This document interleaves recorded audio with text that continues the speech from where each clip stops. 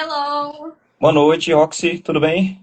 Tudo? Estão me ouvindo? Deixa eu só arrumar aqui essa câmera. Acho que não tá Eu bom. tô. Apesar de estar um pouco baixo, mas eu tô ouvindo sua voz. Você tá me ouvindo direito? Tô ouvindo bem, tá me ouvindo bem? Tá um pouco baixo pra mim. Não sei se é o fone, não sei se é alguma coisa. Você tá usando algum dispositivo? Não, só um minuto. Deixa eu desligar. Tá, joia. Falou que tá baixo. Mas eu tô te ouvindo. Caso não dê pra te ouvir, eu sinalizo, Tá. Qualquer coisa ok? fala então. Tá, joia. Tá baixo? Uhum. O pessoal tá falando que o volume aí tá bom Tá pra bom? eles.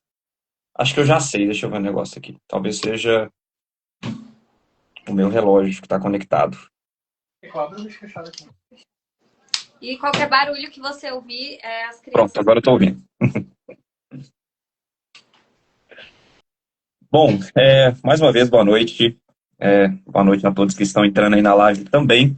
É um prazer estar aqui com vocês e é um prazer também receber a Roxy aqui no canal. Eu não tenho costume de fazer lives aqui no canal. Eu acho que eu só fiz uma live até hoje. Mas recentemente eu conheci, né, o seu canal. Vi também que você se tornou luterana, confessional. Então a gente é irmão aí de mesma igreja, né, e confessionalidade. Bom, e Sim. eu pensei, tem um canal de luteranismo, tem uma pessoa aí proeminente que está falando sobre o luteranismo nas últimas semanas. Por que não, né? Por que não conversar sobre isso em uma live interessante? E todo o seu background também, que a gente vai falar um pouco hoje aí. Mas, Roxy, em primeiro lugar, quero agradecer, tá? Sua presença, sua disponibilidade, por ter aceitado esse convite para participar. Sinta-se completamente à vontade aqui no canal, tá? Fique à vontade, a casa é sua. E vamos fazer uma live interessante, né? E trazer muito conteúdo para o pessoal. Estou muito animado para essa noite. Vamos começar falando um pouco sobre você, né? Quem é a Roxy, o que que a Roxy faz, quais são seus hobbies, né? Por que que você está aqui no planeta Terra, né? Fique à vontade para falar. Eu quero primeiro agradecer a oportunidade. Eu já tinha comentado outras vezes, né? No período que eu era ateísta, eu participei de algumas entrevistas em canais proeminentes de ateísmo. E eu nunca tinha tido a oportunidade de participar de uma entrevista depois da minha conversão. Eu acho que isso é bem legal, né? Até porque até hoje tem pessoas que me seguem e não sabem da minha conversão. Eu tenho 26 anos, eu moro no Sul, sou casada. E eu sou produtora de conteúdo desde 2022, se eu não me engano. Aconteceu meio que sem querer. Eu comecei falando de academia, eu era bodybuilder, mas eu sempre estive estudando filosofia, essas coisas, e até que eu comecei a compartilhar alguns questionamentos meus. Na época eu já estava fora da igreja, meu pai é pastor, pastor batista tradicional, e eu já estava um tempo fora da igreja quando eu apareci na internet. E todos os meus vídeos sobre religião começaram a viralizar muito, a sair muito da bolha. 1 milhão, 2 milhões de visualizações. E eu falei, então eu acho que as pessoas, elas querem ouvir o que eu tenho para dizer. Então, aquilo que já estava sendo bem difícil dentro de casa, para os meus pais e para mim, se tornou mais difícil porque comecei a ganhar certa visibilidade na internet. Cheguei a perder 2 perfis, porque, você sabe, né, cristão, eu entendo hoje. Então, eu perdi algumas contas. E comecei a tecer alguns questionamentos institucionais, alguns questionamentos filosóficos, né? Focando principalmente no cristianismo, mas também outras religiões. E comecei a fazer conteúdo, assim, na internet. E foi através desse caminho que eu comecei. Acho que eu respondi, né, mais ou menos o que eu sou. Não Não, sei se tem mais excelente. perguntas. Respondeu sim, né? Inclusive puxou um gancho aí para a gente falar um pouco sobre o seu contexto assim mais religioso, né? Onde você cresceu e as suas influências mesmo. Você citou que seu pai, por exemplo, seu pai era pastor, né? Sim, meu Qual a pai. denominação que ele era e como é que foi essa formação sua mesmo no meio religioso? Quais foram os impactos que isso teve? Antes da gente falar das suas, por assim dizer, crises, né? Para você ir mover para o ateísmo, migrar para o ateísmo, gostaria de saber um pouco sobre esse contexto religioso seu. É bem engraçado. Tem até um vídeo meu sobre isso, porque meu pai, ele teve o mesmo processo que eu de ateísmo. Ele pagou todos os Tá brincando, cara.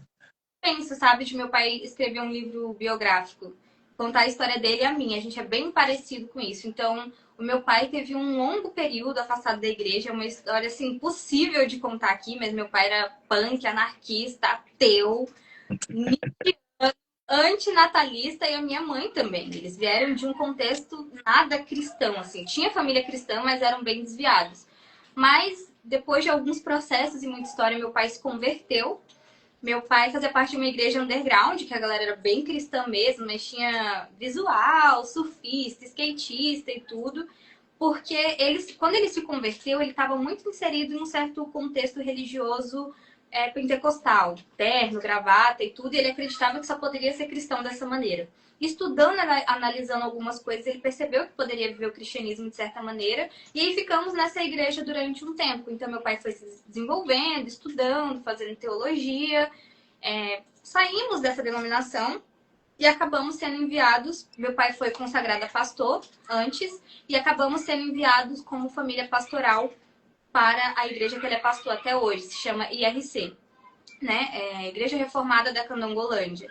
As minhas crises se iniciam nisso, né? De ser inserido em um ambiente de família pastoral. É muito diferente de você ser uma família cristã para ser parte de uma família pastoral, né? É bastante. Não sei se ficou claro, mas... Sim, sim, ficou. Então você vem de um contexto já, assim, bem diferenciado, né? Porque o seu pai e sua mãe já têm uma vivência diferente no início, fora da igreja, traz essa bagagem cultural, né? E eu acredito que você deve ter experimentado um pouco disso também na infância. Depois você migra para esse contexto mais religioso, uma igreja reformada, inclusive, né? Um contexto reformado. Interessante. Depois eu quero voltar nessa pergunta mais para frente, quando a gente chegar mais para as decisões de qual denominação cristã, né, que você vai escolher junto com seu esposo, porque é curioso isso, né? E as suas crises tendo começado na igreja reformada, fala um pouco sobre isso. Quantos anos você tinha aproximadamente? Quais eram as principais dúvidas? O que te inquietava? E por que você tomou esse caminho, né? E você disse, inclusive, que depois você foi uma espécie de até um militante, né, nas redes sociais. O que levou você a tomar esse caminho no fim das contas? Como é que foi isso? Então, eu tinha 12 anos. E assim, a gente tinha uma vida estável. Não éramos ricos, mas éramos estáveis. Então a gente estava numa casa normal, vivendo nossa casa normal. E um dia meu pai falou: vamos ser enviados. A gente foi para uma casa muito ruim. Começa daí. A gente foi para uma casa péssima, com uma estrutura horrível. E a gente foi para uma igreja onde estava tudo bagunçado. Meu pai foi largado lá. Inclusive, ele foi enviado por um pastor bem conhecido aqui, bem polêmico. Ele nem é mais protestante, eu não posso citar nomes, mas vocês podem tentar. Ele agora é católico. Ah, E uhum. simplesmente nos largou lá. Nos largou lá. E meu pai teve que lidar com uma crise muito grande, porque meu pai trabalhava fora e estava cuidando de uma igreja em um contexto em que as pessoas que estavam lá não eram reformadas, elas tinham aquele contexto mais do evangelicalismo brasileiro que a gente conhece. Eu não sei nem se eu posso chamar de pentecostal, eu não sei o que era aquela igreja. E algumas pessoas do meio underground. Aí você vê um monte de senhora do coque de um lado e um monte de tatuado louco do outro. E o meu pai de tudo isso, e a gente num ambiente totalmente novo, em uma casa totalmente horrível, que chovia mais dentro do que fora. E eu olhei para esse contexto e falei: cara, o que meu pai tá fazendo? E meu pai sempre foi essa pessoa que passou muita confiança. Em momento nenhum ele não passou naquele momento, mas naquele momento eu comecei a odiar a vida da igreja por conta desse contexto de um ambiente muito novo, de forma muito abrupta, sabe? Uhum. Mas primeiros anos, eu não comecei a ter grandes questionamentos. Isso foi bem mais para frente.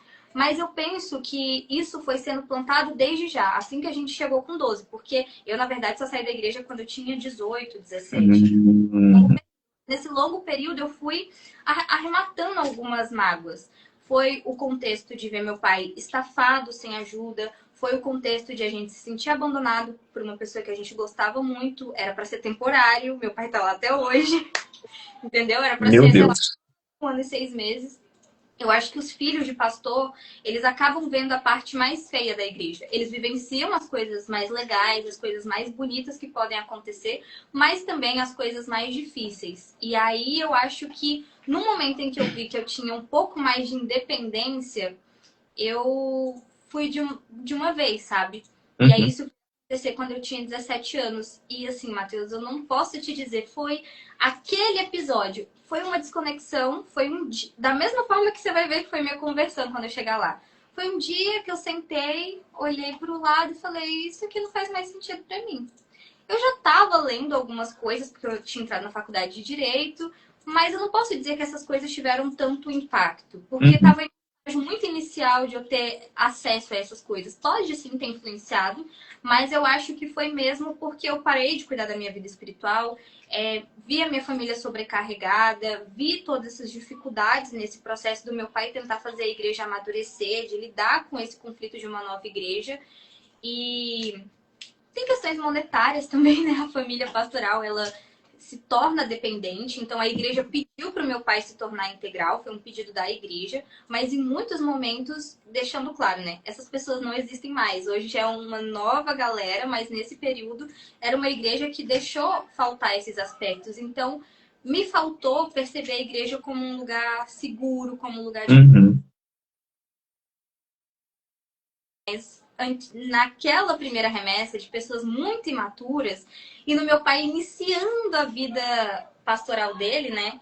Então, eu acho que eu acabei me magoando com essas coisas, não cuidei da minha vida espiritual, não me desenvolvi como deveria e em algum momento aquilo parou de fazer sentido para mim, né? Uhum. Escola, eu comecei a ter acesso a pessoas que tinham uma vida muito secular, aquilo começou a parecer mais interessante para mim, começou a fazer mais sentido, eu me via como livre pensadora, e meio, ai, do jeito que vocês veem aí, eu escrevia que Deus era uma incógnita, enfim. E aí, em algum momento, eu tinha muito medo também, assim, do meu pai. Não que ele era uma pessoa assustadora, mas ele tinha muita autoridade. Então eu tinha medo de ter esse papo, assim, com ele e ser mal interpretada. Uhum.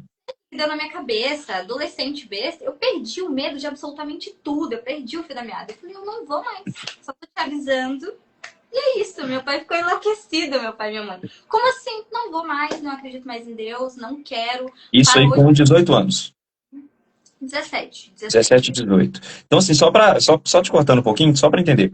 Começa como um processo que não é um processo intelectual, em primeiro Não. lugar, mas uma decepção com o contexto da igreja, principalmente. Você, como filha de pastor, vendo os problemas, né, tanto com os membros, financeiros, sensação de desamparo, isso leva a uma falta de pertencimento àquela comunidade, uma estranheza, e a partir disso, então, que você começou a buscar referências do ponto de vista mais intelectual, é isso mesmo?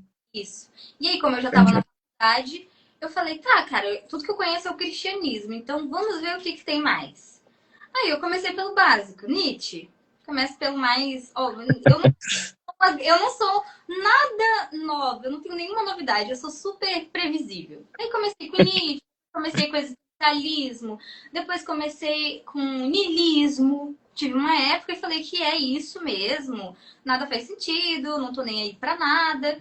E comecei aí Schopenhauer e fui. E aí fui lendo, fui me alimentando e falando, cara, eu acho que é isso. Fui participando de fóruns, fui seguindo pessoas de fora que eu comecei a me espelhar. Aí tem a fase do Richard Dawkins, e aí você vai escalonando. E aquilo começou a fazer muito sentido para mim, porque aí eu comecei a me tornar um pouco mais independente. Meus pais não facilitaram esse processo, foi um período bem difícil, de muito atrito familiar dentro de casa. Meus pais tiveram que ter muito. Aí, graças a Deus, nesse período a igreja já era mais amadurecida, já era muito Uhum. pais receberam muito suporte porque eles ficaram muito baqueados. Eu sou filha única, eu era uma menina que era muito obediente, até os meus 17 anos era muito difícil eu me contrapor. Mesmo sendo da forma como vocês veem na internet, eu sempre fui muito questionadora, mas sempre muito obediente. Eu entrei realmente em uma rebelião total. E aquilo Uhum. conta de mim. Não vou ser penteca aqui, dizer que foi Satanás, mas eu dei abertura. Satanás entrou e fez o trabalho assim completo porque eu permiti mesmo. Então, tudo foi ficando muito bagunçado, a forma como eu via as minhas relações. E aí eu comecei a entrar em coletivos também, né? De esquerda. Como eu falei, eu sou previsível, gente. É toda aquela história de crente que vocês conhecem. Eu bebia, eu era de esquerda, era isso. E aí eu comecei a virar bem militante, comecei a fazer parte, até liderar coletivos de esquerda, né? E aí comecei a virar bem militante nessa causa, me filiei a movimentos marxistas, radicais, então participava de plenárias, em manifestação, minha mãe ficava super preocupada, porque eu já cheguei a apanhar de policial, ter cabelo puxado, arranhada de manifestação, eu achava que estava abalando. E isso meio que virou a minha forma de entender o mundo durante muito tempo mesmo, né? Porque eu já tô com 26 e aí foi desde então. Mas assim, lembrando agora, eu já flertava com essas coisas desde sempre. E aí eu não entrava por medo. E aí eu sinto que Hum, com essas 17 coisas, o que especificamente? pensamento de esquerda, a sensação de que meus pais estavam escondendo o que era bom de mim, né? Só Uhum. que eu tinha aquele medo, ainda respeitava a autoridade dos meus pais, né? Mas eu sinto que eu já flertava, mas eu não tinha coragem. E aí com 17 mesmo, eu só acho que meio que entrei naquilo que eu já achava que era coerente, de certa forma. Eu sou bem honesta em dizer que eu acho que eu não era convertida esse tempo todo. Eu só era uma filha de pastor. Eu sinto que eu fui Uhum. de verdade quando tudo que a gente comentar mais tarde acontecer. Deixa eu só colocar aqui o cabo para bater Claro. de papo. Não, isso é interessante porque eu acho que essa idade de 16, 17, fim do ensino médio, início da vida adulta, assim, eu percebo que os adolescentes, por exemplo, com quem eu trabalho, dou aula, eles adoram esses autores como Nietzsche, Jean-Paul Sartre, temas como niilismo, existencialismo. São autores disruptivos, a gente pode dizer, né? E eu acho que o adolescente tem essa sensação de talvez desamparo, estranheza com o mundo e revolta também. Então, quando eles entram em contato com essa literatura, é uma literatura que atrai demais. Eu sempre falo isso com o pessoal que eu converso, né? Qual o filósofo que os seus alunos mais se identificam? Assim, os do terceiro ano, certamente, eles adoram Nietzsche, né? O Homem do Bigode. Mas, Pra não o- arrumar, Uhum. não cair. Bom, acho que eu vou tirar desse Não, tripé. acho que agora foi. Ah, tá. Eu fixei. Beleza. deu certo? Acho que deu. É Agora, porque só uma pergunta, assim, antes de você comentar. Quando você falou isso pro seu pai, né, e abriu o jogo para ele, falando que você não queria mais, né, e não participava mais daquilo, não fazia mais sentido para você. Você, você acha que ele já sabia disso? Ou pelo menos que ele desconfiava desse tipo de distanciamento? Ou não? Foi uma surpresa mesmo para ele, assim, você chegou do nada e falou. Como é que foi esse processo, assim? meses antes ele tinha lido um texto meu, que eu tinha escrito um texto gigantesco falando sobre o quanto Deus era uma incógnita para mim, mas ele conversou comigo e tudo, e falei, não, isso foi nada. Mas acho que ele deve já ter ficado meio. Mas a minha mãe ficou assim, inconsolável, bem assustada, do tipo, que? Como assim? Que? Não, eu não acredito. E eu acho que foi muito difícil para ele, porque eles foram adolescentes muito rebeldes. Eles tinham muito medo de que isso viesse a acontecer com Hum, a mesma dimensão e proporção. E assim, eu queria muito que você tivesse a oportunidade de conversar com meu pai. Eu sou meu pai de saia. Então minha mãe sabia que se eu tomasse a posição do meu pai, o negócio ia ser muito radical. Porque eu não sei ser tipo, eu sou cristã. Não, eu sou cristã. Eu sou ateia. Eu sou ateia. Eu sempre fui assim desde muito nova. Então minha mãe sabia que se eu entrasse por esse caminho, tinha muitas chances de eu ser tão intensa quanto meu pai. Felizmente não chegou a certas coisas, né? Meu pai teve acesso a muita bebida, droga, porque é época de rock, né? Década uhum, de 80, 90, exato. mas falando da militância, foi bem intenso, bem parecido. De várias vezes meu pai veio falando várias coisas sobre Marx e tal, e ele falava: ai, minha filha, tá bom, eu entendi, Deus, eu vou pagar. Foi uma espécie de licença poética, tá? São os luteranos, mas foi uma espécie de penitência existencial que ele pagou. Ok, não, muito interessante isso, né? Esse ponto é muito interessante. E durante esse período, assim, o que começou a ruir? Quando começou a ruir? O que aconteceu? Porque eu vejo que você tem muito conteúdo ainda, né, da sua vida no ateísmo e na militância de esquerda. O que aconteceu, assim, nesse meio tempo, né, para você começar a ver problemas nesse tipo de visão de mundo? O que aconteceu? Aí a gente vai ter que dar um salto, né? Porque aí eu fiquei 5 anos dentro disso. E Pode falar aí, um pouco sobre como foi, né, participar durante no esses 5 anos.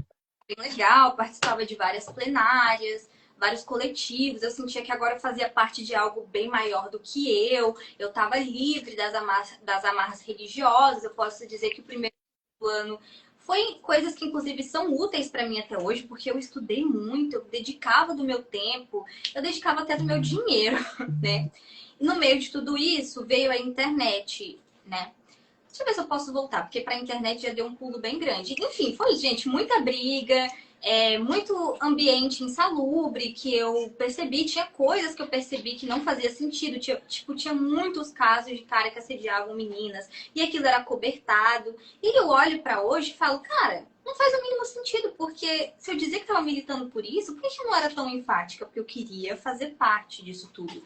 Mas de alguma forma, esse tipo de movimento é muito bom em cooptar jovens que são bem intencionados. Eu até falei sobre isso nos meus stories mais cedo. Então, é um tipo de cegueira que eu acho que só quem vive mesmo é capaz de explicar. Então, não tinha muita novidade. A rotina era mesmo isso. Plenária, muitas postagens também, mas eu ainda não era influenciadora. Então, eu só fazia minhas postagens. Uhum. E nisso, em uma situação muito conflituosa com os meus pais e fazendo faculdade, não teve muita novidade. A novidade surgiu mais quando apareceu a internet. Na internet a coisa começou a tomar uma proporção maior e pública, e aí eu sinto que isso verdadeiramente feriu muito os meus pais e fez a coisa escalonar mais, porque aí eu comecei a participar de embates, de debates. Eu fazia muita live no TikTok na época, então às vezes era live que tinha 7.000 pessoas. Então, comecei a fazer leituras de livros ateístas que eram muito caros, difícil de achar, então eu fazia live de férias, ficava horas e horas lendo o livro com a galera. E participei de algumas entrevistas também, inclusive com alguns ateus meio prominentes do meio, tipo David Ribeiro, enfim, Uhum. Russell.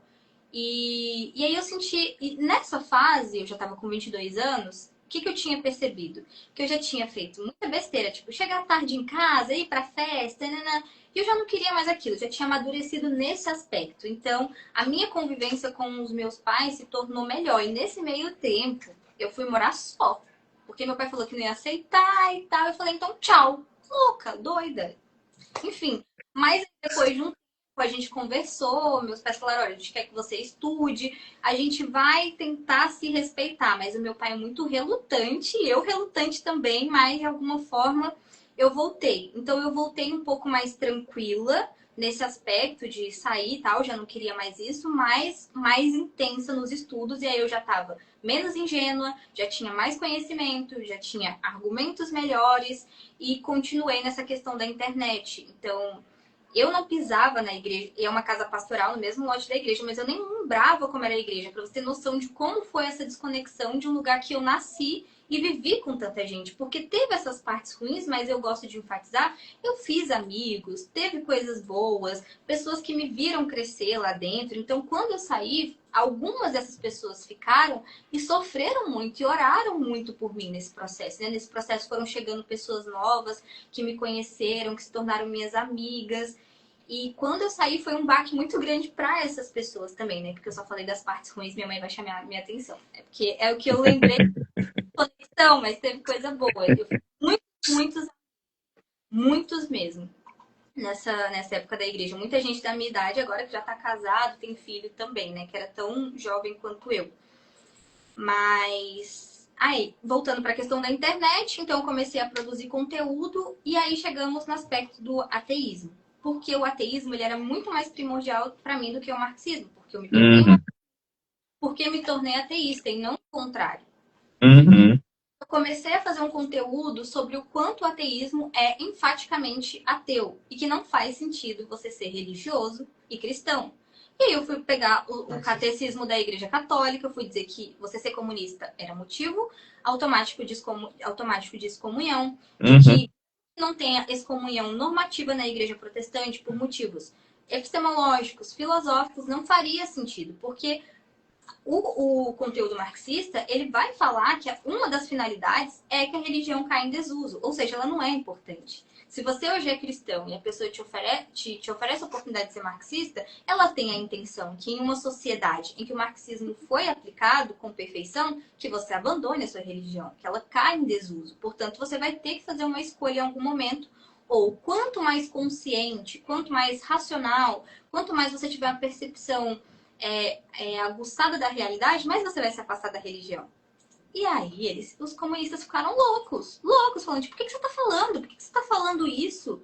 Cala a boca! Por quê? Porque a gente tá em um país super cristão e tudo que eles tentam fazer, Obviamente.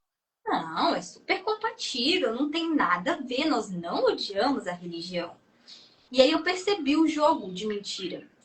Que, na verdade, o jogo que eles fizeram é, se você não pode contra eles, lute com eles. Então, Uhum. vamos criar a narrativa de que essas coisas são super mescláveis. E aí eu comecei a ter meus primeiros embates. Foi a primeira vez eu comecei a ficar muito desiludida e triste, porque eu comecei a ter debates internos, de fato. E eu comecei a ser muito xingada, muito ostracizada.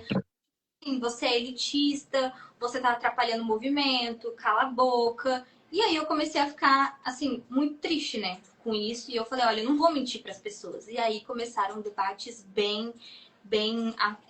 além de violentos, agressivos, porque os marxistas são muito agressivos, debates muito intensos, né? Foram vários e vários e vários vídeos. Não sei se você quer fazer alguma pergunta, é só me interromper, tá? Não, interessante isso que você falou, né?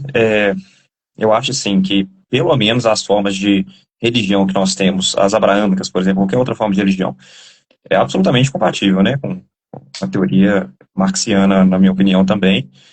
Eu acho que o único resquício religioso com a teoria marxiana seria aquelas religiões mais naturalistas, né? Talvez um animismo, alguma coisa assim, que não tem um processo de hierarquia, como no cristianismo tem, né? Necessariamente, o cristianismo é uma religião, né, que preza por certas hierarquias, autoridade, né? É incompatível, não tem como, né, fazer essa junção das duas coisas. Apesar, né, de no século XX você ter muitos autores tentando propor, né, alguns revisionismos, né, para o marxismo se encaixar dentro do cristianismo. Mas interessante, eu não sabia desse contexto que você falou, que você começou a ter problemas internos, né, dentro do próprio movimento, de onde você participava. Eu acredito que isso deve ter tido algum impacto também, mais para frente, né? Claro. Mas aí eu vou deixar você continuar. Antes disso, onde que a igreja errou aí nesse processo? Você acha que tem algum tipo de negligência da igreja com os jovens que entram por esse caminho? Você acha que existe algum tipo de, eu não sei, sabe? Parece que uma passividade em relação a esse tipo de coisa. Ou não? Você acha que a igreja tem realmente, nos últimos anos, voltado o olhar mais para essas questões? O que você tem percebido, assim, do ambiente mais evangélico, principalmente aqui no Brasil? Assim, na minha época, na igreja que a gente fazia parte, não, porque inclusive eu lancei um evento na época que eu ainda era cristã bem novinha, pra você ver como eu era, chamado Movimentos. E o primeiro evento foi Sendo Feminina em um Mundo Feminista. Eu tinha, sei lá, 14 anos, vamos relevar. Então, sempre existiu muito interesse da nossa igreja em debater sobre essas questões, mas de modo geral, eu acho que as pessoas abordam o aspecto do marxismo cultural de forma muito caricata e recheada de senso comum. Falta rebuscar e ensinar para os jovens termos mais refinados e questões mais sutis que muitas vezes elas não percebem, que vão fazer parte de problemas teológicos e epistemológicos lá na frente.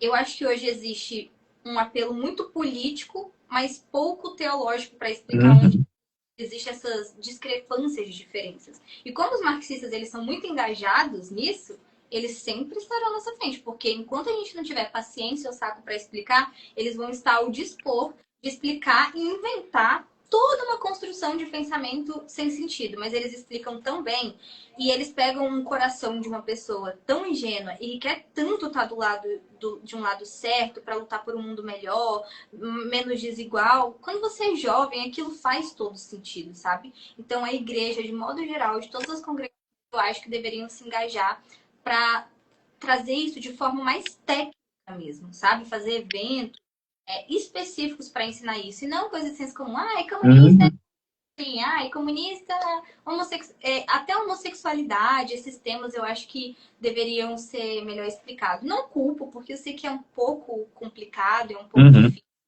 Mas eu acho que são justamente nessas lacunas que os jovens são fisgados, né? No Não, meu caso, excelente. meu pai tem um acervo de 5.000 livros.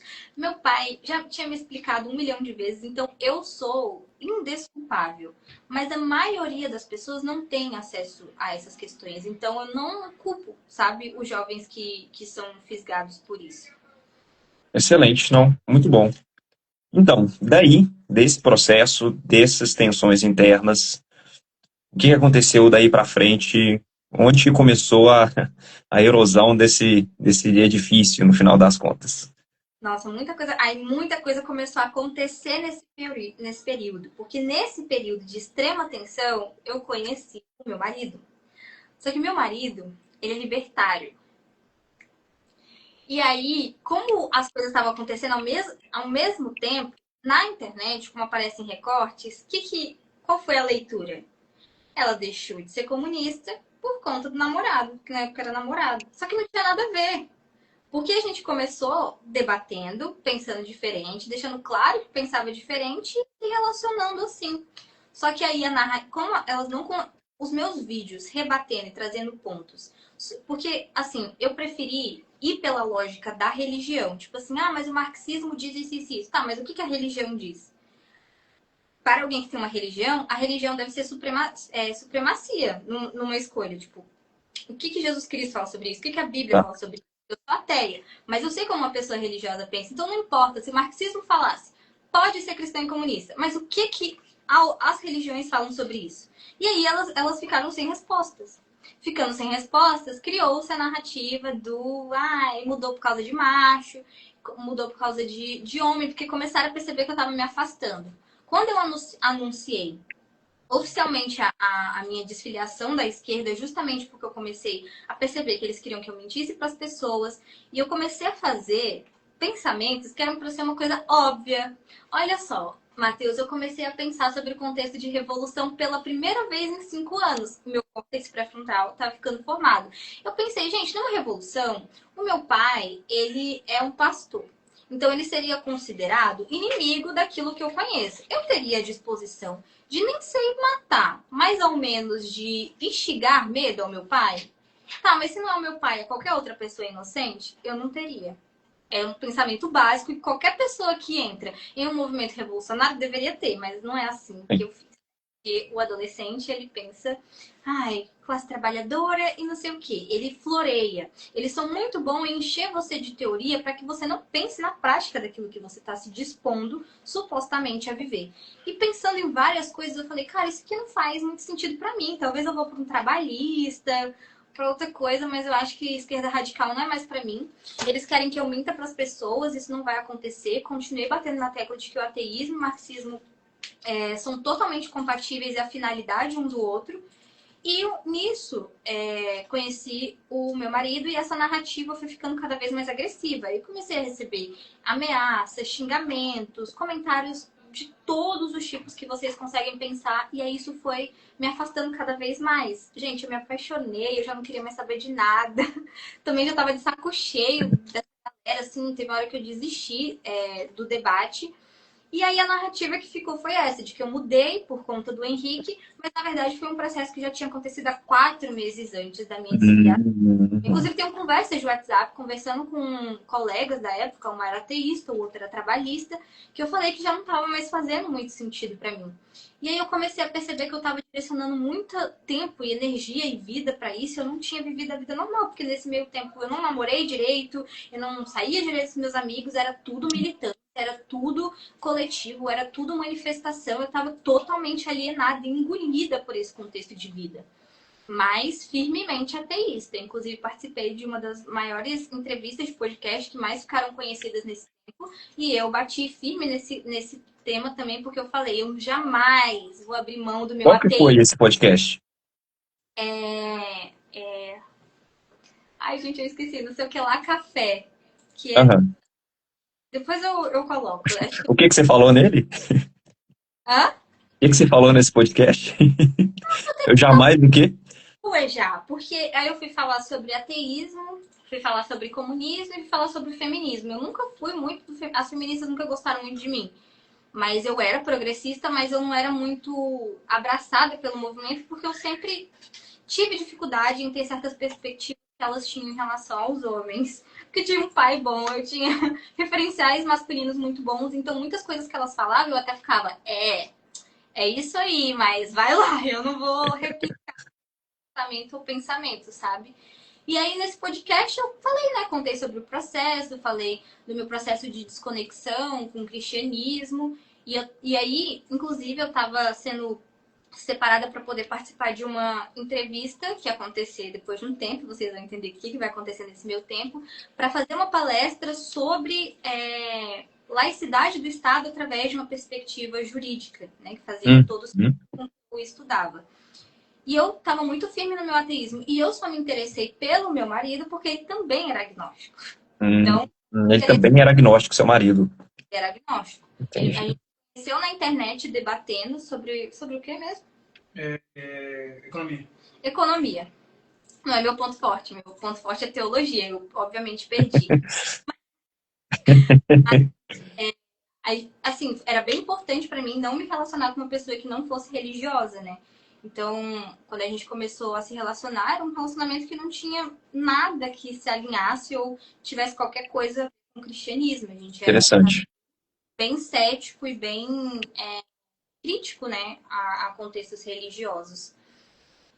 E aí, o que veio depois? Onde é que eu parei? Do podcast. Isso, da palestra que você estava se preparando para dar lá sobre... Nesse meio tempo, o Henrique... Eu vou falar bastante do Henrique agora porque foi uma coisa bem simultânea. Pode ficar à vontade. Se o Henrique quiser aparecer aí também, ele pode aparecer quando ele quiser, tá? Foi uma coisa bem simultânea. E o Henrique, ele é do Sul, eu sou de Brasília, e na época ele estava morando em São Paulo. E então ele ia me visitar, às vezes, porque a gente estava namorando e tudo. E meu pai, obviamente, não ia perder a chance, falou, bora pra igreja. Só que o Henrique ele era uma pessoa muito mais aberta do que eu. Ele claramente não tinha interesse religioso nenhum, mas além dele querer agradar o meu pai, ele era uma pessoa bem mais flexível. O Henrique sempre foi mais flexível nesse aspecto. Era tipo uma pessoa que não estava nem aí pra religião. Já eu detestava. É como se fosse um apateísmo, alguma coisa assim. Isso, exatamente. Então ele falou, vou. Aí ele falou, vamos? Eu falei, não. Aí ele foi se arrumar e falou, tá, eu vou com seu pai. Eu falei, tá bom. Quando eu vi, eu tava me arrumando pra ir. Aí fomos pra igreja depois de 5 anos. Meu pai ficou, tipo assim, chocado. Só que não, pra mim foi totalmente indiferente. Quando eu olhei pro Henrique tava com o olho marejado. Henrique é muito mais flexível. Com o olho marejado, assim, eu falei, meu Deus, meu pai vai fazer esse cara se converter e terminar comigo. Já era. Aí eu falei, você quer se converter? Porque se sim, tudo bem, a gente termina. Falei, desse jeito, a gente termina. E eu acho que tudo bem, se você acha que é uma coisa legal pra você, fica à vontade. Ele, não, que isso? Só que eu achei muito bonito, legal as palavras.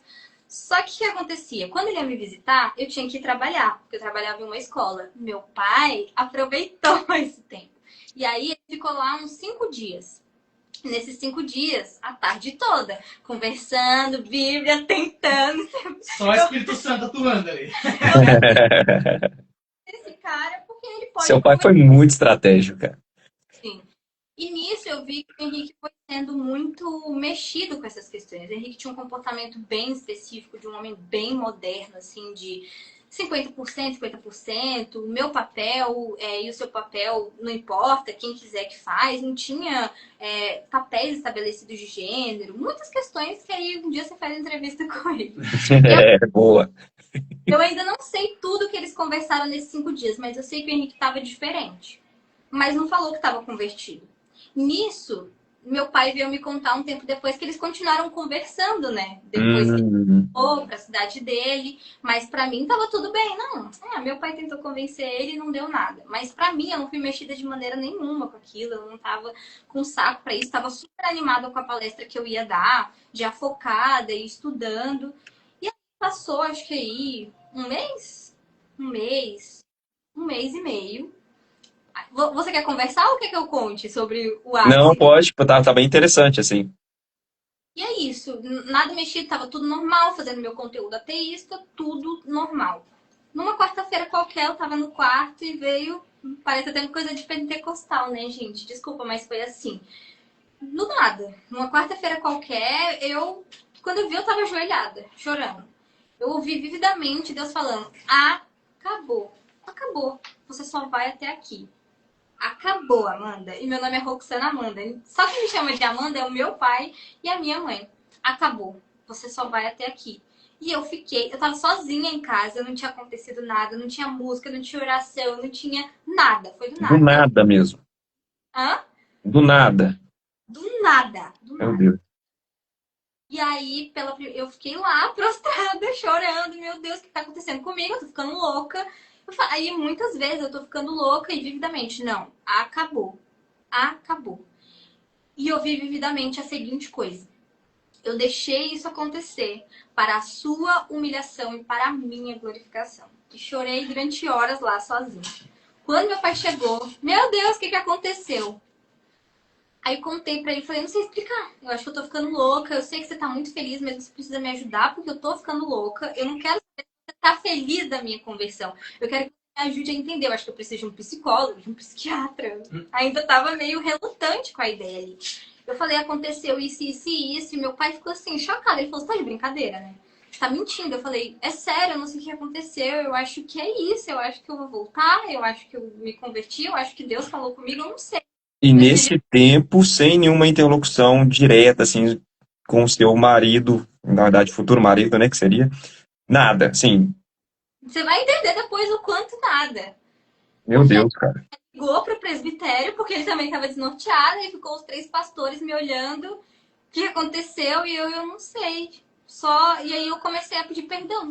Eu ajoelhei e falei, me perdoa, me perdoa. Eu não sei o que eu fiz, eu tava errada. Até choro aqui, eu tava errada. Me perdoa, Deus falou comigo e eu sei que é real. Então, nisso a minha mãe também veio, todo mundo começou a chorar, oraram muito por mim, foi uma coisa muito intensa, mas foi muito confuso pra mim. Depois de um tempo, eu vi um vídeo de um cara bem parecido, que inclusive ele faz conteúdo de biologia e tudo, e ele falou que teve uma coisa parecida e foi na academia. E eu acho que comigo tinha que ter sido assim, porque acho que não tinha nenhuma pregação que eu não tivesse ouvido, não tinha nenhum livro que eu não tinha lido, não tinha nenhum testemunho que eu não tinha ouvido. Eu era muito rebelada, muito rebelde, sou muito teimosa, né? Não sou. Eu tenho uma teimosia, mas Deus está tratando, né? A gente não pode. A risada Mas do Henrique aí revela muita coisa, viu? eu acho que tinha outra forma de acontecer. Eu não seria. Porque é algo que só eu lembro e só eu posso saber. Não tem como ter sido uma coisa externa que as pessoas fizeram. Por mais que nesse tempo todo todas as pessoas estivessem orando por mim, né? E aí, quando isso aconteceu, eu esperei alguns dias, estava desbaratinada, fiquei pensando, meu Deus, a internet. E essa parte, você vai ver como é que foi. Mas Eu então, fiquei, tipo assim, só te cortando um pouco. Então foi assim, meio que um processo da noite pro dia. Não foi nenhum processo, foi um evento mas é, específico que aconteceu. Paulo, foi Nesse tipo, evento você teve uma mudança absolutamente 180 graus, assim, né? mas você percebe que também foi uma coisa gradual, de certa forma. Eu primeiro fui me desfiliando, Uhum. observando o Henrique, mas a minha conversão em si foi uma coisa muito abrupta. E eu acho que eu só acredito, porque depois de um tempo eu fui reler a Bíblia com verdade, com abraçada pelo Espírito Santo e entender muita experiência assim de Paulo, né? Acho que só faltou ficar cega. Só faltou.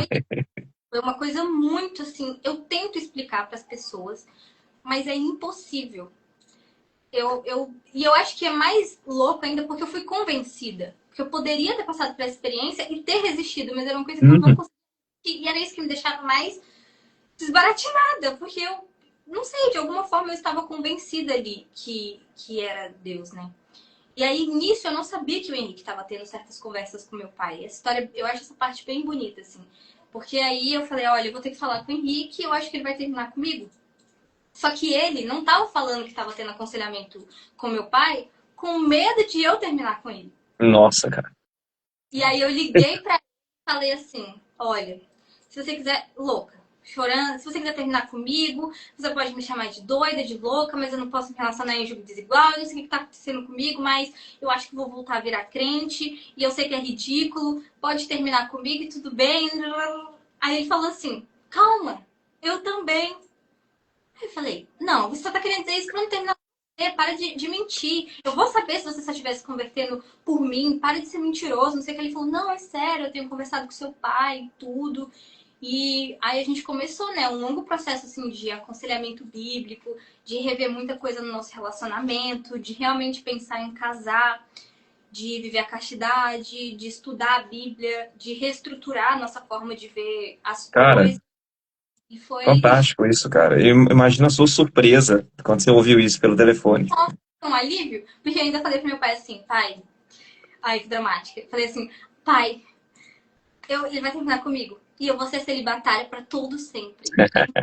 Casar, porque se não for ele, não vai ser ninguém. Voto de Jefité. Eu sabia que eu sou meio radical, assim, falar, ai, tá bom, vou juntar vocês, vou fazer na mesma hora pra vocês ficarem, assim, juntos, né? E o Henrique, ele não era tão resistente, mas eu acho que a indiferença, às vezes, é pior do que a raiva. Porque na minha Uhum. morava muito espaço para amor, porque às vezes eram muito também ressentimentos da igreja mal resolvido, esse processo de desconexão e maturidade espiritual, mas a indiferença precisa ser uma reconstrução do zero, né? Então foram processos diferentes. O meu, de me submeter a coisas que eu conhecia, e do Henrique, de aprender do zero coisas basilares, né? Sobre a fé. E isso também foi algo que eu já tive que aprender. Foi tudo muito rápido, né? Porque eu tive que, tipo assim, dar uma pausa para esperar o tempo dele, porque ele veio de seio católico, mas era uma coisa bem, sabe, Uhum. bem mesmo. Não E isso tem tinha. quanto tempo, assim, mais ou menos, Rico? Ele era adolescente, aí ele tocava numa banda católica e tudo, mas era aquela coisa mais nominal, não tinha estudo teológico, saber o que é escatologia, predestinação. A maioria das pessoas, na verdade. Então, meu pai falou: olha, eu vou preparar vocês para o casamento sem pressa, mas vamos junto. E isso Então, aconteceu desde, assim, quando? Qual ano? qual era o ano? Tem muito 2023? tempo? Que aconteceu tudo isso? Foi 2023? A nossa Não, conversão? foi a conversão. Acho que foi 2000. Não. Deve foi 2024. Março de 2024. Março de 2024. Março de 2024. Uhum. Legal, cara. Tá. Recente, né? Praticamente recente. Legal. Sim, sim. Somos neófitos, de certa forma. Eu fui falando, eu fiquei na igreja para agora ser considerada neófita. Pra você ver, É assim. mais comum do que você imagina. É Sim. aquilo que E a você disse, né? Tem gente que gente está na igreja, cresce num ambiente familiar de igreja, mas é muito diferente você estar integrado mesmo na fé, né? É no seu muito diferente. no seu próprio processo e nas suas próprias experiências, assim. Eu acho que o Isso. filho muitas vezes fica muito submetido à experiência dos pais, mesmo que sem querer ou sem perceber. E é isso, a gente foi fazendo aconselhamento bíblico de forma bem intensa, fomos revendo e namorando à distância, noivamos à distância. Foi uma loucura. Ele vinha visitar, mas tinha que voltar, né, para preparar as coisas para cá. E o plano era o Henrique ficar em Brasília. Mas acabou que tudo corroborou pra gente vir pro Sul. Isso também foi um processo bem difícil para mim. Ah, também teve. Vou contar uma experiência legal, né? Que nesse período todo eu fiz um pedido público de perdão à igreja, porque, Hum. poxa, e os vídeos viralizavam muito. E foram pessoas que ficaram assim orando durante muito tempo comigo. Assim que entraram na igreja, ficaram orando por mim, se preocupando comigo. E aí fiz um pedido de perdão público para a igreja. Eu acho que foi importante. Não acho que seja para todo mundo, eu não fui pressionada, mas eu fiz questão, sabe? Porque eu não feri só a minha família, o meu pai. Foi a igreja como toda, aquela igreja que era a minha igreja de berço. Mesmo que não fossem pessoas lá do comecinho, foram pessoas que acompanharam o meu crescimento. E redimiram também a relação da minha família com a experiência que a gente teve no começo. E aí Uhum. foi muito emocionante, porque, tipo assim, as pessoas choraram muito. E foi muito louco, porque a sensação foi de, tipo assim, isso foi muito importante. Porque a sensação era como se eu tivesse ido viajar e tivesse voltado. Uhum. Tratou da mesma maneira, todo mundo me acolheu da mesma maneira, não teve julgamento, sabe? Porque já estava muito claro que eu já estava totalmente arrependida, já sabia da dimensão do quanto eu tinha errado, né? Então, a sensação foi essa, de que eu fui ali dar uma volta e voltei para casa. Isso foi muito importante, assim, pro meu processo. Muito bom, muito bom. Aí tem a reação da internet, né? Isso que eu ia perguntar, como é que foi, assim, a reação do seu nicho anterior? O que que você... Algum tipo de ostracismo, linchamento online? Como é que foi esse processo aí? Depois a gente entra e caminha um pouquinho mais para... Beleza, daí para o cristianismo, mas do cristianismo para o luteranismo é bem, né, Uhum. específico. Então, depois a gente entra nisso. Mas e aí, como é que foi a reação? Aí eu me converti na igreja do meu pai, que é uma igreja reformada, calvinista, né? E eu demorei um tempo pra contar. Eu fui dando. A galera foi vendo que eu fui sumindo. Falei, cara, eu vou ter que contar. eu contar, mas eu não sei nem te explicar a intensidade que foi isso. Eu agradeço a Deus por eu ser uma influenciadora tão pequena, porque eu acho que se eu tivesse, sei lá, 300, 500 mil seguidores, eu talvez não fosse aguentar. A galera, assim, surtou. Surtou. Surtou. Só não me chamaram de santa porque não dava. Era xingamento, era ameaça, era xingamento o dia todo, dia todo, dia todo. E tipo assim, nesse momento eu senti que eu não deveria apagar. Eu não respondia, eu ouvi tudo calada, mas eu tinha que entender.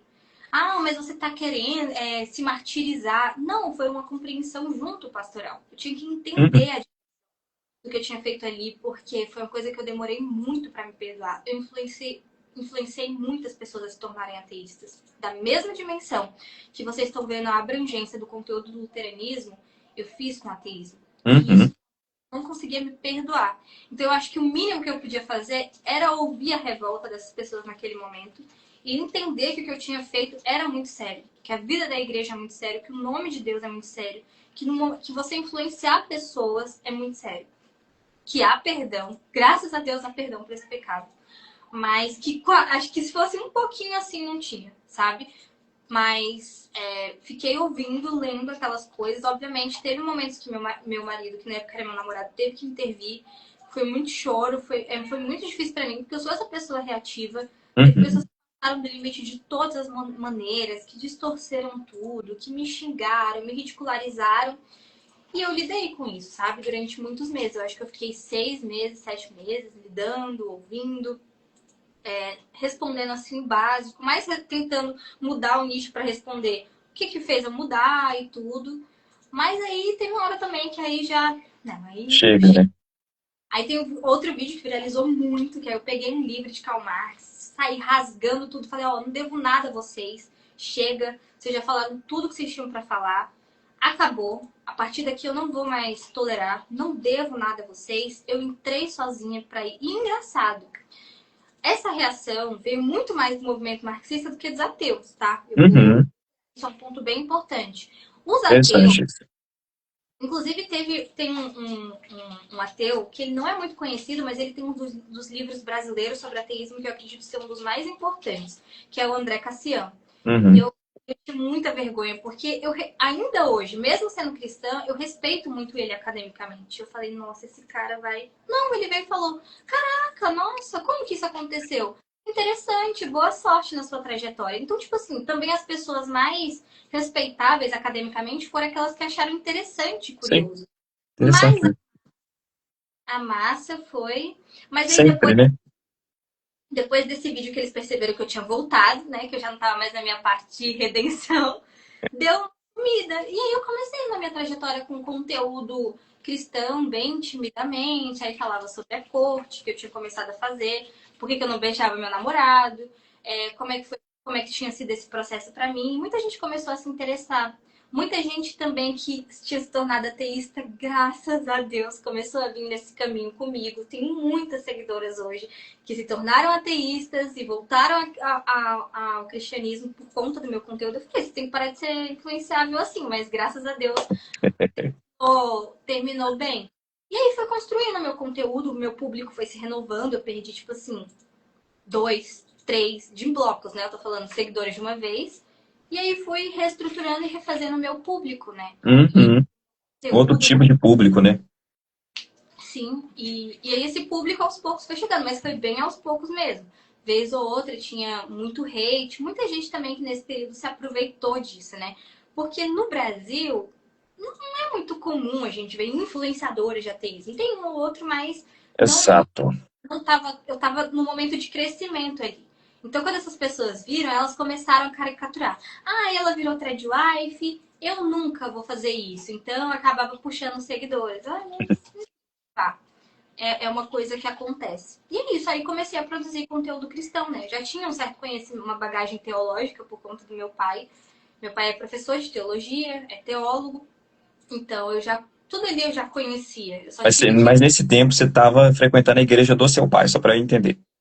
assim, aí me tornei, aí voltei pro que eu conhecia, né? Para as bases que eu tinha, porque era o lugar onde eu me sentia segura, discipulada, onde era teologia que fazia muito sentido para mim na época. E eu tava com os meus pais, né? Fazia muito tempo que eu nem pisava lá, que eu não participava de eventos, que eu não participava do culto, ceiava.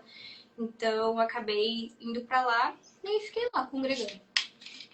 Legal. Então, beleza. Então, a gente entrou na área do cristianismo, conversão, aquela história toda. Tá. Uma igreja reformada, e a gente presume que é uma igreja que tem preocupação com o conhecimento teológico, com a educação de seus membros. Seu pai é professor de teologia. E o Brasil, pelo menos até onde eu me recordo, consigo rastrear, de 2015, né, teve um boom do calvinismo, por exemplo, no Brasil, até a pandemia. Beleza, muitos autores, muita literatura em português, muitas editoras, muitos influenciadores reformados. O luteranismo está, né, no subúrbio midiático, né, da internet, e pouca gente conhece, né, da fé luterana no Brasil. Eu também venho do contexto reformado e, assim, conheci muito pouco, né? O que te levou para esse caminho? Porque não é um caminho muito mainstream, que a gente pode dizer. O que te despertou para isso? Onde você viu, né, conteúdo luterano? Como é que foi esse processo para você, para o seu marido? Conta para a gente isso aí. Tá. Aí depois de todo esse período, né, a gente casou e aí eu vim pro sul. Amamos aquela igreja, era uma igreja muito orgânica, muito família, tinha uma teologia bem estruturada, um corpo assim de pastores muito confiáveis, muito paternais. E aí a gente veio pro sul, recém-casados, recém-convertidos. Meus pais lá morrendo de medo. A gente foi pro que a gente conhecia, né? Uma igreja batista, no qual a gente tem muita gratidão, que foi muito importante para o nosso processo. Eu acho que seria muito diferente e poderia ser muito mais confuso se a gente tivesse pulado para uma igreja luterana. Eu acredito que no Brasil precisa ser um processo se você não nasceu no luteranismo de berço, né? E geralmente é assim que acontece. Só que a gente começou a ter algumas divergências. Acho que é a primeira vez que eu vou falar abertamente sobre isso, todo mundo pediu, acho que eu vou falar. Mas eu vou Fica à vontade. tá falando mal da igreja, mas divergências, né, começaram a existir. Mesmo que a igreja que a gente estava em Brasília, ela era bem tradicional, né, tinha gola clerical, tinha uma liturgia bem parecida não, mas lembra muito mais o que a gente conhece no luteranismo do que a gente estava naquela igreja, né.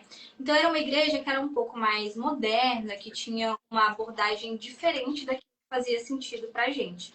Por mais que a gente gostasse, amasse muitas pessoas que estavam lá, a gente começou a sentir uma desconexão com o momento de culto, que é um momento que a gente acreditava ser muito importante por sermos recém-convertidos. Então a gente percebia que era uma liturgia que, na nossa percepção, estava um pouco afastada de um ambiente de sacralidade. E algumas afirmações teológicas também. Para não expor muito, existiu uma afirmação específica, né, sobre não importa se a pessoa é calvinista ou batista, não. Mas para nós importa. É muito importante que uma igreja tenha uma confissão muito bem estabelecida e muito clara. Uhum. Também, aí teve questões pormenores também. Eu acho que eu não vou entrar tanto em questões teológicas, porque tipo, a galera sabe de que igreja eu era. Então eu tenho medo de ficar parecendo que eu estou Entendi. falando mal. Mas foram Sim, as divergências teológicas mais nesse sentido foram surgindo. Eu acho que deu para entender quais, né? sim, seja uma igreja, ela era Mas batista reformada ou não, só batista mesmo. Batista reformado. Entendi. Então, dá para presumir mais ou menos, porque o caminho é muito similar de todos os luteranos que saem do meio reformado, né? Então teve um dia que meu marido olhou e falou: olha, amor, acho que não tá dando liga. Eu acho que a gente precisa procurar uma igreja em que a gente. É porque a gente sabe que igreja não serve, não é como um fast food, mas Hum, precisa ser sentido em certo grau. Porque as pessoas às vezes usam o discurso para que você também não vá buscar compreender aquilo que realmente faz você ter uma conexão muito real e sincera com Deus. E o momento de culto, o dia do Senhor, é uma coisa muito relevante. É claro que não é só aquele dia, mas ele precisa estar bem estruturado naquilo que faz sentido teologicamente e liturgicamente pra gente.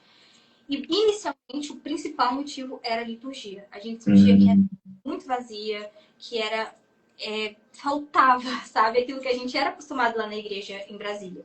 Então a gente foi visitar uma igreja presbiteriana, achamos legal, tipo, era o que a gente estava acostumado, e aí a gente falou: vamos numa igreja luterana? Eu acho que seja interessante a gente visitar, mas assim, totalmente pensando que a gente talvez não fosse, mas que é importante a gente visitar para poder saber. E como o Sul é um dos lugares onde mais existem igrejas luteranas, talvez fosse um erro não se dar a chance de ao menos conhecer.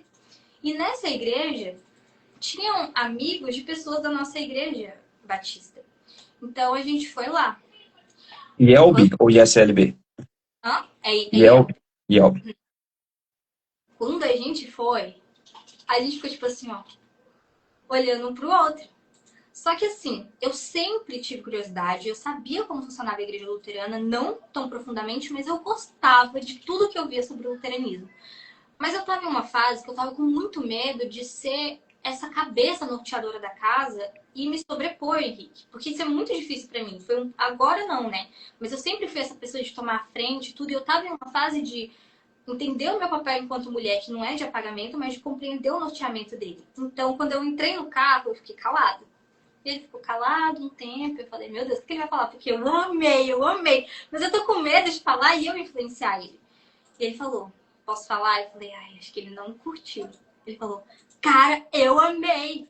Meu Deus. Nossa, é incrível. Que igreja organizada, que culto incrível. Nossa, o pastor super legal, a comunidade super pequena, porque a gente...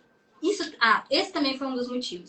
A gente percebeu que a outra igreja que a gente era muito grande, era em média 400, 500 membros. A gente tinha um grupo de pessoas que a gente gostava, mas a gente sentia que falta aquilo. Não sei se você é de congregação pequena, mas você que é de igreja pequena deve saber que essa conexão que é muito mais familiar, muito mais paternal, é muito diferente. Mais orgânica, né?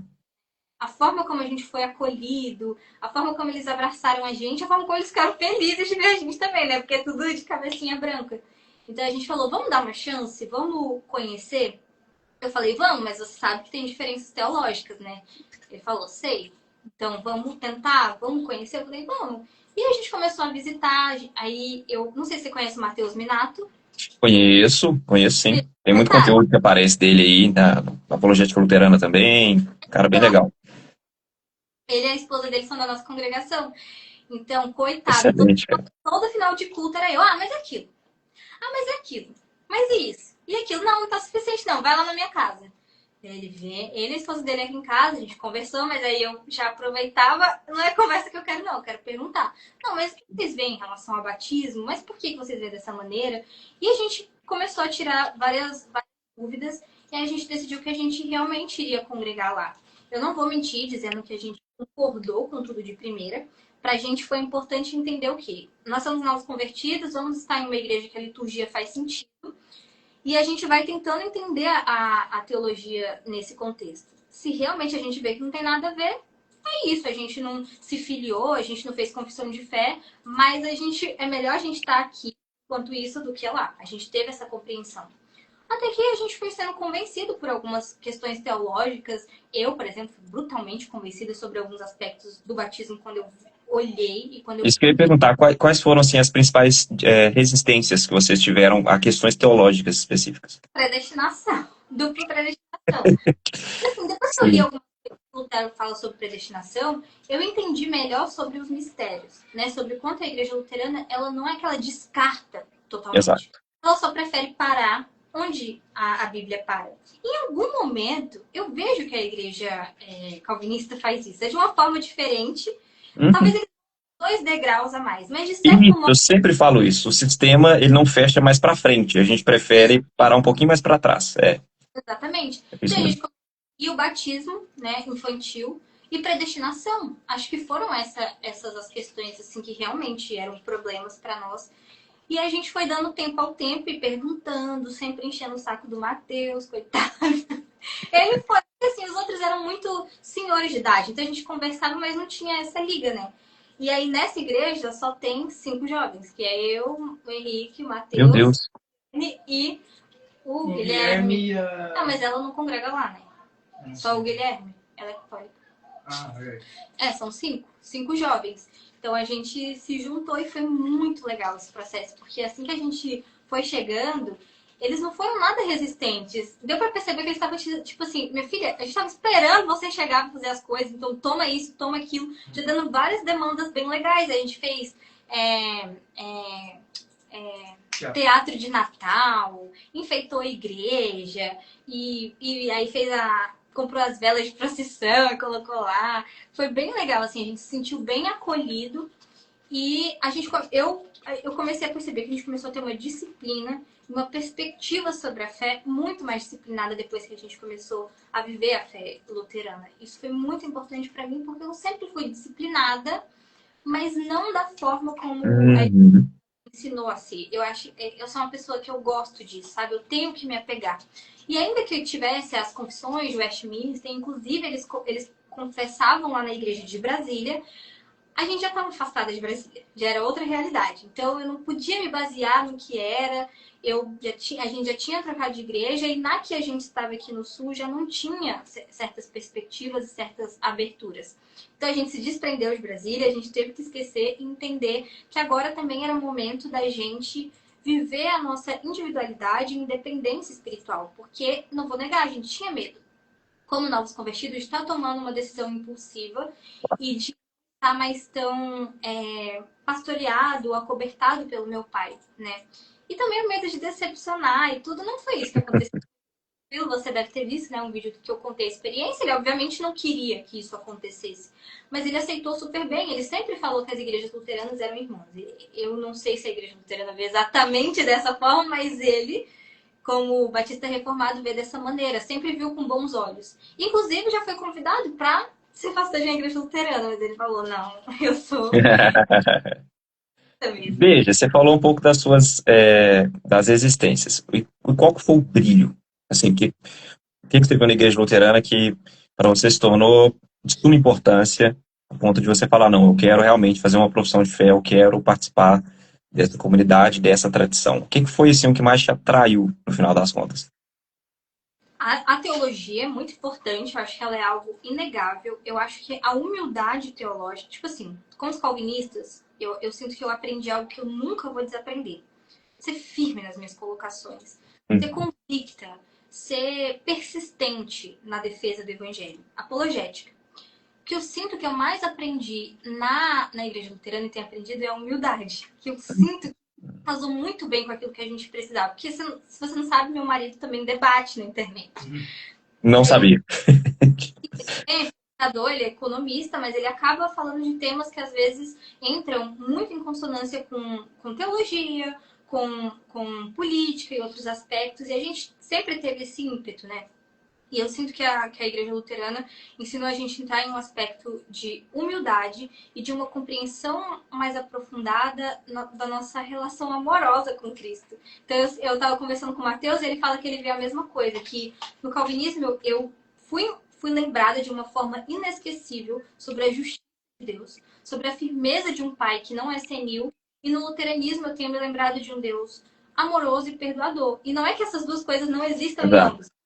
Uma enfatiza mais a outra, sabe? E com certeza, eu não sei se os luteranos gostam disso, mas eu não gosto de mentir, foi a liturgia. A importância de olhar para um culto e sentir que você está entrando em um lugar em que você tem que ter uma disposição espiritual e mental diferente. Que aquele momento, ele não é qualquer momento, que ele não é um momento qualquer, que ele não pode ser visto de qualquer maneira, né? A forma de ceiar para mim foi muito emocionante, assim, você se confessar antes, você pedir absolvição dos seus pecados antes e assim você poder ceiar. Isso foi muito, muito interessante e bonito, assim, pra gente. Fez a gente se apaixonar pela igreja luterana. Mais do que a roupa bonita do pastor, tá? Então, para você, a liturgia não foi só um aspecto estético, nada disso. É a sacralidade da liturgia, isso quer dizer, né? Sim, Isso que eu entendi, né? eu entendo as pessoas se elas acharem isso. Mas a grande questão é que quando você é bom no aspecto da estética, você tem os puritanos. Eles têm uma Verdade. muito específica, muito bacana. Os próprios batistas tradicionais, eu vi meu pai usando gola clerical e outros pastores, inclusive de outras igrejas reformadas, usando a mesma indumentária que o nosso pastor atual usa. Então, eu acho que você já viu, né, fulano? Se você for entrar por isso, porque eu acho que é uma necessidade válida, tá? Eu acho que a estética, ela faz parte Exato. de uma identidade que você tem na vida cristã, ainda que ela não possa ser um norteador. Mas se é disso que você está sentindo falta e você é terminantemente reformado, sim, congregações que vão por esse Exato. E valorismo. anglicanos reformados, né? Mas ainda que eu me apaixonei pela estética luterana, com certeza. Principalmente porque eu comecei a consumir muito conteúdo de fora. Mas isso não foi o principal. Porque se tivesse tudo isso, como existem algumas congregações, não vou falar quais, que tem tudo isso, mas elas são extremamente modernas. Elas são extremamente adeptas a uma liturgia e uma teologia de liberalismo teológico, eu não ficaria. Entende? Então precisa ter um círculo perfeito para que fizesse sentido pra gente. E aí essas coisas, obviamente, estavam inclusas.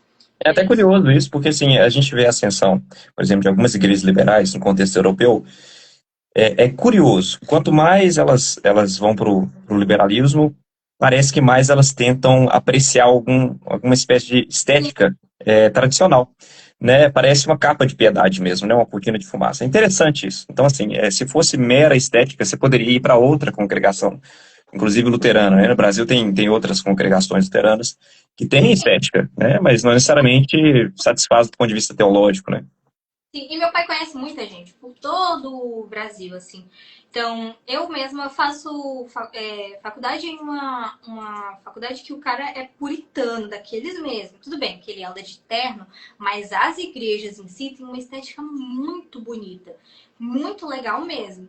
E eu admiro eles esteticamente, mas não me dá vontade, analisando a forma como eles analisam certas perspectivas, de estar lá, entende? Então, eu admiro certos aspectos da igreja anglicana, por exemplo, mas eu não iria, entende? Então, esse aspecto foi importante porque eu sempre fui essa pessoa ligada a conectar aquilo que eu passo externamente com o que eu acredito, né? Tanto que o crucifixo virou uma marca, assim, bem legal.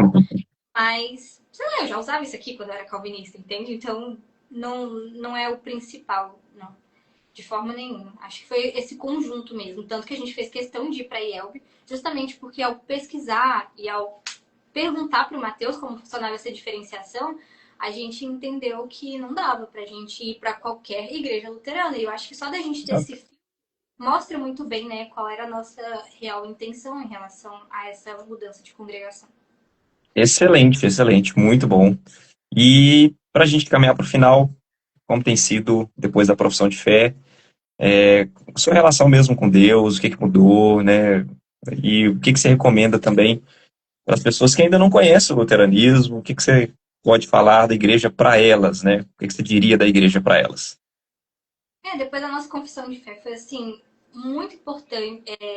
Foi importante eu entender o significado de família e pensar muito bem nessa decisão para que não acontecesse uma nova mudança de igreja. É muito importante que vocês tenham a compreensão de que igreja não é fast food, de que você precisa olhar para essas pessoas com responsabilidade, para o pastor com responsabilidade, para aquela comunidade com responsabilidade, não pensando no que elas têm a oferecer para você, mas no seu papel de serviço a essas pessoas. Então, eu sou o tipo de pessoa que fui educada pastoralmente a compreender que eu deveria entrar em uma congregação com a consciência de morrer nela.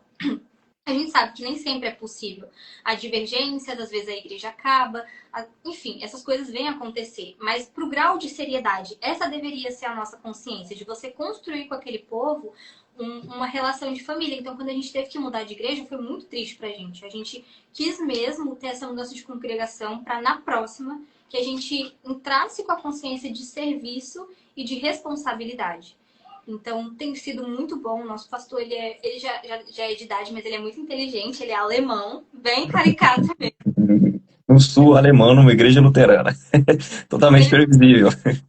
ele foi muito piedoso com a gente, porque da primeira vez a gente não sabia sobre a questão da ceia, então a gente foi ceiar. Aí depois que a gente foi pesquisar, a gente foi pedir desculpa e falar, pastor, se você não quiser deixar mais a gente ceiar, desculpa. Ele falou, mas você crê em Jesus? Você crê na presença real de Cristo? A gente, sim, a gente, pelo que a gente foi explicado, o Mateus ajudou, a gente concorda, mas não sei, perdão. Ele falou, não precisa disso. Esses dias, um testemunho de Jeová, foi? Um testemunho de Jeová pediu, aí eu já tive que conversar um pouco. Aí não, né? Então, eles foram muito piedosos. E também, assim, a forma como o Matheus e a esposa dele também abraçaram a gente e as outras pessoas da comunidade. Às vezes a gente tem culto no lar, e aí sempre tem lanche, almoço, janta, e aí da gente se a gente não comer. Eles eles fazem questão da nossa presença. Isso é muito importante pra gente. Eles sempre estão orando muito um pelo outro, sempre no WhatsApp mantendo contato. Então a gente tem construído essa relação muito, muito bem mesmo. A gente sente que a gente realmente agora pode descansar, né? Porque a gente estava nesse processo de recém-casado, chegar a se adaptar à vida de casado, já a mudança de igreja, a gente sente que agora tudo se estabilizou e que é uma igreja muito, muito saudável, graças a Deus. Excelente. Eu acho que, assim, eu gostei muito dos números da conversa. Foi um testemunho muito impactante. Eu acho que sobressaiu a parte da experiência, né? Que você teve, aquele testemunho interno que você teve e da mudança daí para cá. E que legal, assim, eu fico muito feliz de ouvir testemunhos como esse, edifica sempre a nossa fé e é importante também que as pessoas que estejam assistindo, que vão assistir depois, né, reflitam sobre toda essa trajetória. E, Roxy, você quer falar mais alguma coisa para a gente encerrar? Alguma mensagem que você quer deixar para o seu público? É isso, muitas pessoas me procuram tendo conflito de fé. Eu quero dizer que meus conflitos eles existem até hoje, não sobre a existência de Deus, não mais, mas sobre conflitos internos que a gente tem. Estou fazendo a coisa certa? Será que deveria melhorar em certo aspecto? Como eu fiz hoje uma publicação, tenho uma fé vacilante. Como eu faço para buscar mais a Deus? É sempre ter o seu coração disponível, humilde, ensinável. Isso muda todo o processo. Por mais que a gente consiga ter rido de tudo que aconteceu hoje, eu poderia ter evitado muitas coisas que eu passei se eu tivesse buscado essas 3 virtudes. Então, mesmo que você não seja cristão efetivamente, busque essas 3 virtudes que com certeza você vai conseguir se aproximar de Deus com mais facilidade. O segundo é ter responsabilidade nessa mudança congregacional, como eu já falei. E é isso, gente. Que Deus abençoe vocês. E é isso. Amém a Deus. Oh, excelente. Obrigada. Eu quero mandar um abraço aí pro seu marido, Henrique, né, que tá aí. Ele acabou de sair, mas eu... Manda um abraço para ele. E quem sabe a gente também não faz uma live mais para frente, para ele contar da perspectiva dele, da ótica dele, né? Como é que foi esse processo. Bem diferente. Ah, seria muito interessante. Muito interessante.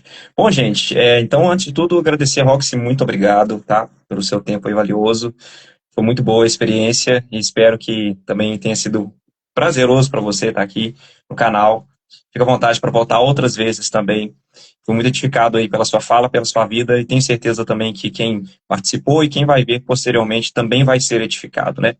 E vamos trabalhar para que a nossa igreja tenha mais publicidade e as pessoas conheçam mais essa tradição aí que a gente tanto ama, né? Que a gente não veio dela, mas a gente se sente parte dela já há muito tempo, né? Mas é isso. Gente, quem está aí também acompanhando, obrigado por acompanhar o conteúdo. Que Deus abençoe vocês e um grande abraço. A gente fica por aqui. Tchau. Tchau, tchau. Tchau.